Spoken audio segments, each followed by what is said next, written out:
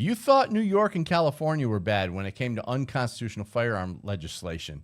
Well, don't get me wrong, they are bad, but Colorado may be the worst. First, let's talk about SB 25-003. Now, this law specifically attacks semi-automatic firearms and rapid-fire devices. The enactment date for this new law is August 1st, 2026, at which time the manufacture, distribution, transfer, sale, and purchase of semi-automatic rifles or shotguns with detachable magazines and gas-operated semi-automatic handguns with detachable magazines are prohibited.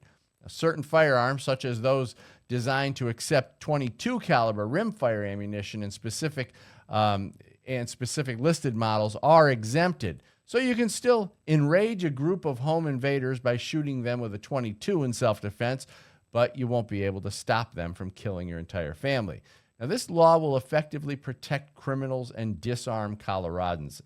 SB 25-003 also requires the completion of extensive state-run courses, and the state of Colorado has even found a new way to create a registry to be held by the Division of Parks and Wildlife of all those who have passed any of the required courses.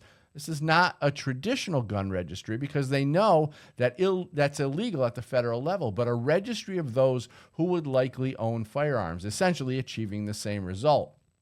Now, like the state of New York, Colorado has found a clever way of creating their own in-house gun owner registry at the state level. Under this new law, unlawful manufacture, distribution, transfer, sale, purchase of a specified semi-automatic firearm is a Class 2 misdemeanor, or in a second subsequent offense is a Class 6 felony.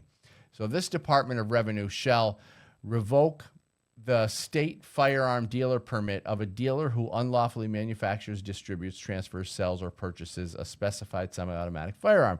As if that wasn't enough, 3 Democrats from Colorado, including Democrat Representative Stephen Woodrow, Democrat Representative Elizabeth Velasco, and Democrat Senator Nick Hinrichsen, have decided that they would create a bill for the purpose of spreading anti-gun propaganda and furthering the false gun narrative. Now, the bill is called HB 1225, or the Freedom from Intimidation in Elections Act.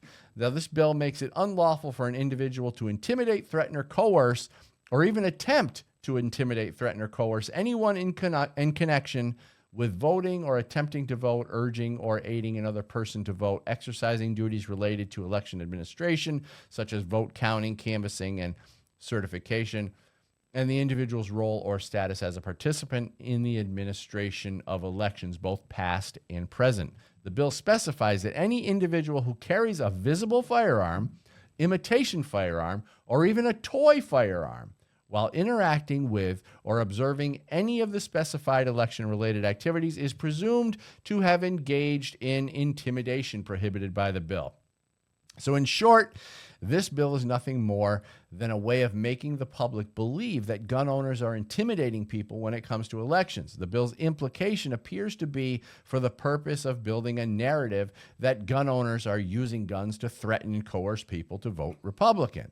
This is simply not happening. But by creating a law called the Freedom from Intimidation in Elections Act, the average person is led to believe that this is an actual issue. Otherwise, why would legislation be needed? The truth is, it's not needed, but it appears to be very much wanted by Democrats to bolster their anti-gun narrative and garner support for more unconstitutional gun laws, while simultaneously demonizing their political opposition.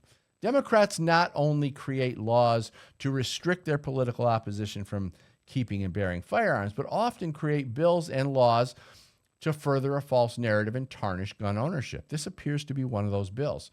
For more Second Amendment content, check out my Good Gun, Bad Guy book series at goodgunbadguy.com. So we're going to talk about this and many other things with His Wisdom is So Powerful You'll Feel Like You've Been Beaten with an Encyclopedia Britannica, John Chiara. And he's never owned an encyclopedia, but he does beat people up, Anthony Diso.